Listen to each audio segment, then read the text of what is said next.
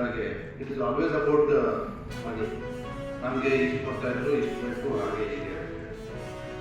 Generally ಒಂದು ಅಂಶವನ್ನು ನಾವು ತೆಗೆದುಕೊಳ್ಳೋದಿಲ್ಲ ಏನಂತಂದರೆ ಅದು ಆಯಾ ಭಾಗದಲ್ಲಿರ್ತಕ್ಕಂಥ ಕಾನೂನು ಮತ್ತು ಸುವ್ಯವಸ್ಥೆ ಬಗ್ಗೆ.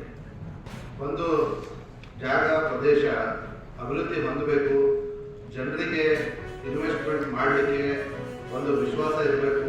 ಅದರಲ್ಲೂ ವಿಶೇಷವಾಗಿ ಸರ್ಕಾರ ಅಂದರೆ ಏನು ಇನ್ವೆಸ್ಟ್ ಮಾಡಬೇಕು ಅದನ್ನು ಮಾಡೇ ಮಾಡುತ್ತೆ, ಅದು ಕರ್ತವ್ಯ ಅದನ್ನು ಮಾಡ್ತಾರೆ. ವಿಶೇಷವಾಗಿ ಪ್ರೈವೇಟ್ ಸೆಕ್ಟರ್ನವರು ಯಾವುದಾದ್ರೂ ಒಂದು ಇಂಡಸ್ಟ್ರಿ ಓಪನ್ ಮಾಡಬೇಕು ಅಂತಂದರೆ ಅಲ್ಲಿ ಕಾನೂನು ಮತ್ತು ಸುವ್ಯವಸ್ಥೆ ಹೇಗಿದೆ ಅನ್ನುವಂಥದ್ದನ್ನು ತುಂಬ ಪರಿಗಣನೆ ತೆಗೆದುಕೊಳ್ತಾರೆ. ಫಾರ್ಚುನೇಟ್ಲಿ ನಾವು ಕರ್ನಾಟಕರು ಭಾಳ ಅದೃಷ್ಟವಂತರು. ಸಾಮಾನ್ಯವಾಗಿ ನಮ್ಮಲ್ಲಿ ಕಾನೂನು ಮತ್ತು ಸುವ್ಯವಸ್ಥೆ ಒಂದು ಒಳ್ಳೆಯ ಹಂತದಲ್ಲಿದೆ. ದಟ್ಸ್ ವೈ ಇಡೀ ಜಗತ್ತಲ್ಲಿಯೇ ನಮ್ಮ ಬೆಂಗಳೂರು ಸುಪ್ರಸಿದ್ಧವಾಗಿದೆ. ನಮ್ಮ ಅಲ್ಲಿ ಇನ್ವೆಸ್ಟ್ಮೆಂಟ್ ಕೂಡ ಜಾಸ್ತಿ ಬರುತ್ತೆ. ಆದಾಗ್ಯೂ ಕೂಡ ನಮ್ಮ ಕರ್ನಾಟಕದಲ್ಲಿ ಬೇರೆ ಬೇರೆ ಪ್ರದೇಶಗಳಲ್ಲಿ ಕೆಲವೊಂದು ಸಣ್ಣ ಪುಟ್ಟ ಸಮಸ್ಯೆಗಳಿರ್ಬೋದು. ಉದಾಹರಣೆಗೆ ನಮ್ಮ ಬೆಳಗಾವಿ ಅಂತಂದರೆ ವಿಶೇಷವಾಗಿ ನಮ್ಮ ರೈತರದ್ದು ಸಾಕಷ್ಟು ಇಲ್ಲಿ ನಮ್ಮ ಪ್ರತಿಭಟನೆಗಳಾಗ್ತವೆ. ಆದರೆ ನಾವು ಜಿಲ್ಲಾಡಳಿತದಿಂದ ಮತ್ತು ಪೊಲೀಸ್ ವತಿಯಿಂದ ವಿಶೇಷವಾಗಿ ಜಿಲ್ಲಾಡಳಿತದ ಸಹಯೋಗದೊಂದಿಗೆ, ಯಾಕಂದರೆ ನಮಗೆ ಇಲ್ಲಿವರೆಗೂ ಆಗಿರ್ತಕ್ಕಂಥ ಅನುಭವದ ಪ್ರಕಾರ ಯಾವುದೇ ಒಂದು ಸಮಸ್ಯೆಗೆ ಒಟ್ಟಿಗೆ 43,457 ಕೋಟಿ ಒಟ್ಟಿಗೆ ಅದನ್ನು ಎಲೊಕೇಶನ್ ಮಾಡಿದ್ದಾರೆ. 2023-24 ತನಕ.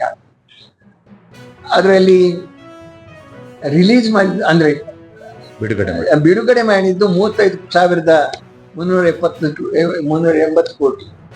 ಅದರಲ್ಲಿ ಆಕ್ಚುಲಿ ಖರ್ಚಾಗಿರೋದು 32,610 ಕೋಟಿ. ಅದ್ರಾಗ ಇಷ್ಟೆಲ್ಲ ಆಗಿದೆ.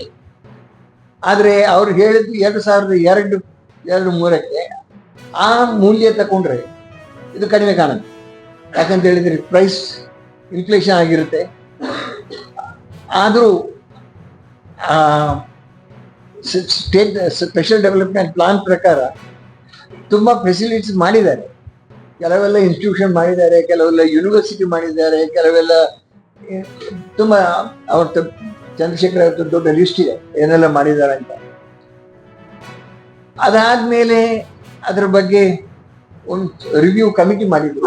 ಅದರ ಏನು ಆ ತಾಲೂಕುಗಳಿಗೆ ಯಾವುದೆಲ್ಲ ಅಭಿವೃದ್ಧಿ ಆಗಿದೆ, ಯಾವುದಕ್ಕೆ ಅಭಿವೃದ್ಧಿ ಆಗಲಿಲ್ಲ ಅಂತೇಳಿ ನೋಡ್ಲಿಕ್ಕೆ. ಅದರಲ್ಲಿ ತುಂಬಾ ಅಭಿವೃದ್ಧಿ ಆದದ್ದು ಕಂಡು ಬರಲಿಲ್ಲ. ಆಮೇಲೆ ಅದೇ ಇಷ್ಟು ವರ್ಷ ಆದ್ಮೇಲೆ ನೋಡ್ಬೇಕು ಅದಕ್ಕೆ ಇನ್ನು ಅಭಿವೃದ್ಧಿ ಆಗದಿದ್ರೆ ಏನ್ ಮಾಡೋದು. ಅಂದ್ರೆ ಇದರ ಅರ್ಥ ಏನು ಅಂತ ಹೇಳಿದ್ರೆ ನಂಜುಂಡ